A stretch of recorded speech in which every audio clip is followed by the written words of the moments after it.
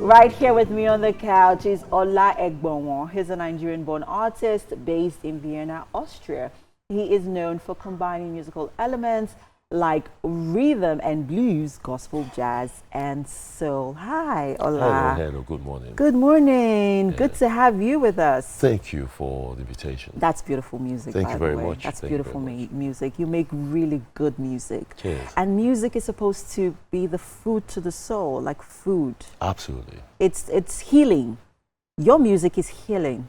It's not every music we hear now that's healing, but Really? yes, it's not every music that heals your soul, but that is definitely good music. It's a beautiful way to start the day. But talk to us. You've been in Vienna for what, 25 years now? 24, a little 24 bit, years. over 24 years. Yeah, and then how did your musical journey in a country like Austria begin? The whole thing started by accident. I never planned it. I played a bit of drums back in Lagos and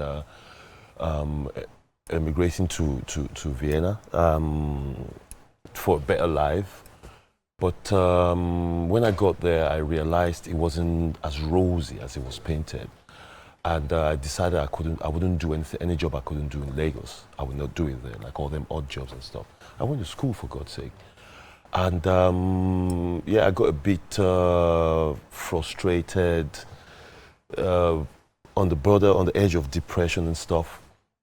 Then I met some friends who at studios and started hanging out with them, just enjoying music, because I grew up in a musical family. Oh, great. Just enjoying music, and as time went by, you just started reasoning, calculating, and the whole thing came back to me. And before I knew it, I was singing the song, and I was like, oh, wow, I could really, that is actually how it started. I was like, wow, I can sing, and the rest is history. Are you kidding? Yeah.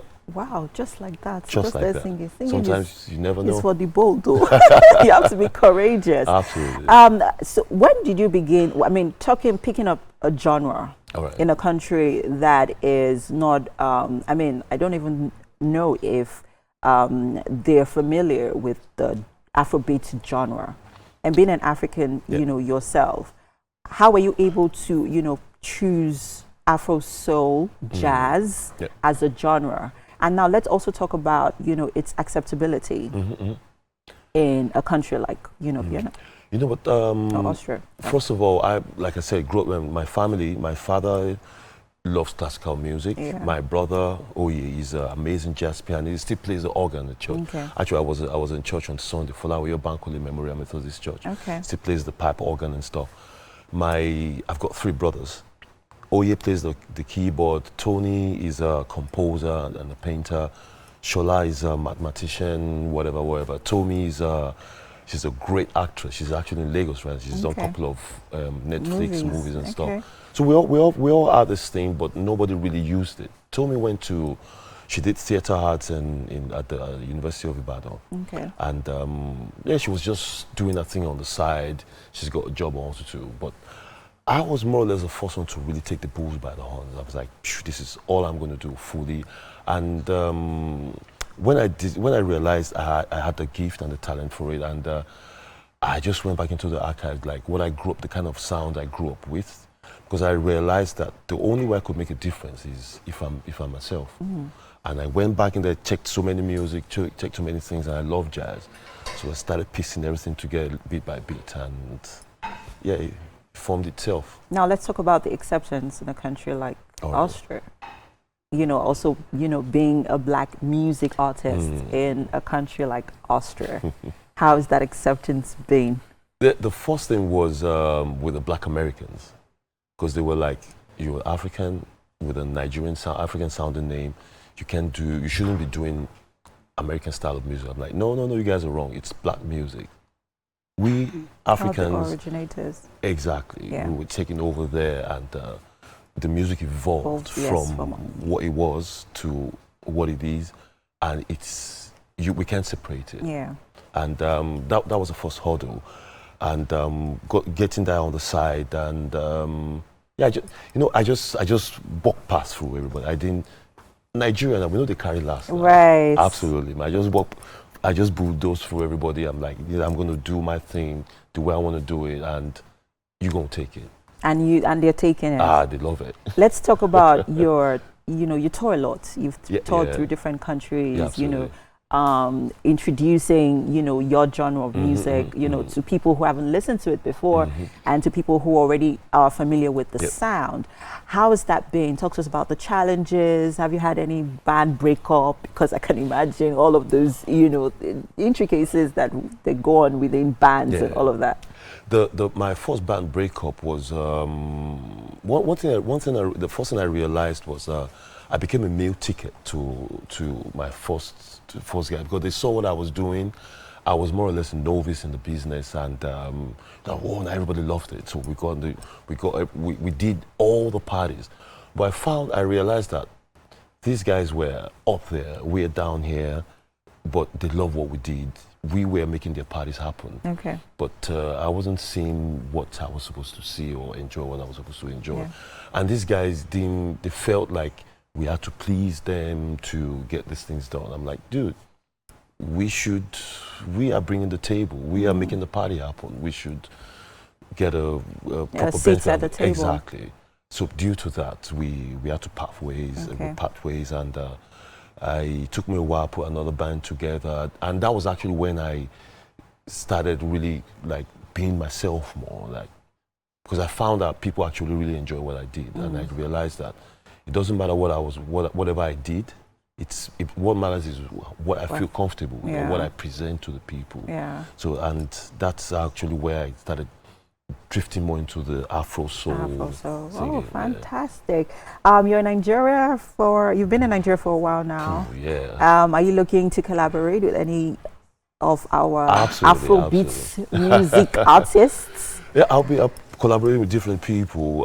First of all, definitely, without a doubt, Yinka Davis. Yinka Davis is a fantastic. We've been vibing together for the last weeks and stuff. And there's a guy I'm talking with right now, Obi Nelson. Obi Nelson. I'll be meeting him tomorrow. Okay. We're going to talk about what we could do, and just over there, just brainstorming. The name has been ringing. Okay. Johnny Drill. Johnny Drill has been ringing. Of course, I love Thames also too. I love. I see. Oh yeah, I feel like Thames, and it's going to be a match made in heaven. It's definitely, and with Johnny Drill, I feel like it's going to be let's get all them guys in the studio. I feel like it's going to be a beautiful marriage. It's going to be a beautiful one. But I know that you are performing tomorrow. Yeah, tomorrow, So how's the setup being? Rehearsals? I hope Lagos is not stressing you. I'm loving Lagos. Oh, really. fantastic. I love the energy. I love the fact that I'm working less. Being in Vienna, I'm touring everywhere. But Lagos I'm just relaxed. Oh, fantastic. Trying to piece this thing together I'm actually doing a show, coming out show on the 14th of February. Oh, nice. At the Turaka, at the rooftop, at the Ebony Lifetop, strictly by invitation. Oh, that's going to be beautiful. Strictly by invitation. You're invited, by the way. Oh, thank you so much. I definitely will be there, because I mean, Afro soul jazz is a genre. That music genre is, it's for a certain class of people. It's not generally accepted. The youngins will not understand that kind of music. Some of them would. It also depends on the kind of background that they're coming from. But how do you intend to break into reaching a wider audience? I think music is not. I know without a doubt that music is a universal language. Yeah, it's all about appeal.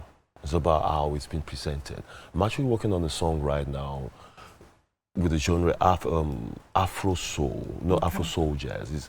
I'm taking Afrobeat groove and putting the soul composition in it. Oh, beautiful. So that's the layer. So everything depends on how it's been presented, how it's been layered, and I think I'm very curious to see how people accept it, but I'm quite positive. Fantastic.